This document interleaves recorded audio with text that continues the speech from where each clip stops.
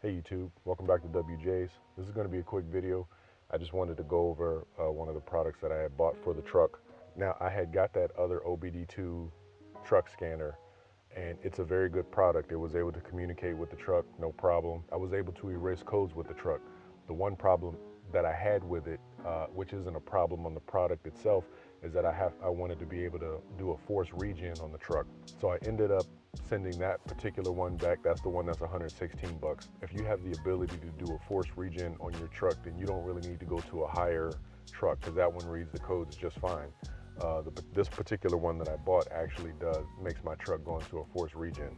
So this one is 195 bucks and is basically the same type of code reader. This is the same type of code reader except for it has the HD DPF force regen on it. If your truck has the ability to do a force regen, then technically you don't need this one because this particular one is $195. The other one was $116. I'll put them both in the description so you can choose which one you'd like to have. On the Fords, to do a force regen, the exhaust gas light has to be on. Then all you do is pull up the parking brake and hold the brake for 5 seconds, let off the brake, and the truck will go into a force regen.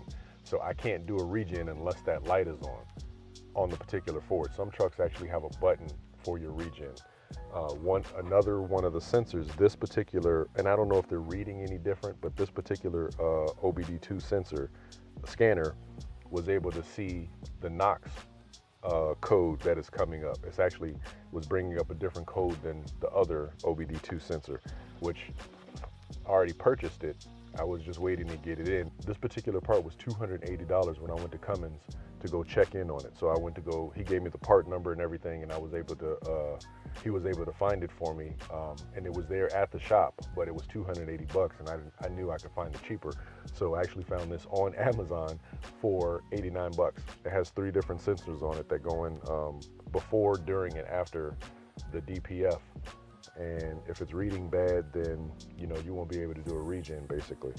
So this is the new one. I'm gonna go ahead and slap this bad boy in. That's the only codes that I'm getting right now. So hopefully after I put this in, I've already changed the other sensor, so I shouldn't have a problem with as far as the sensors on the DPF itself, because there's only 2 sensors on it.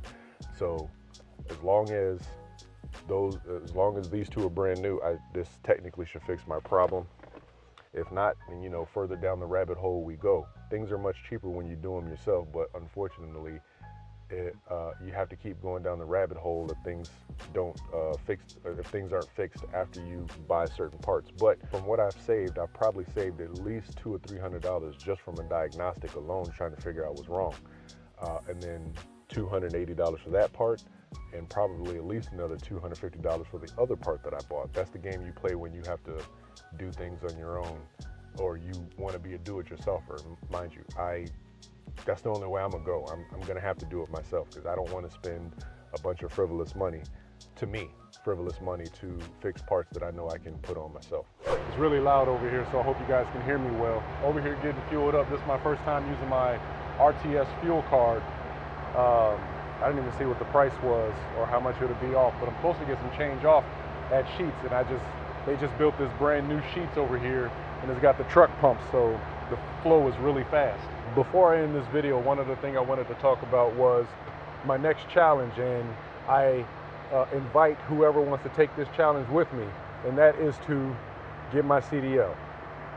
So the goal right now, make sure the fuel, make sure I get all of it. I need all of it.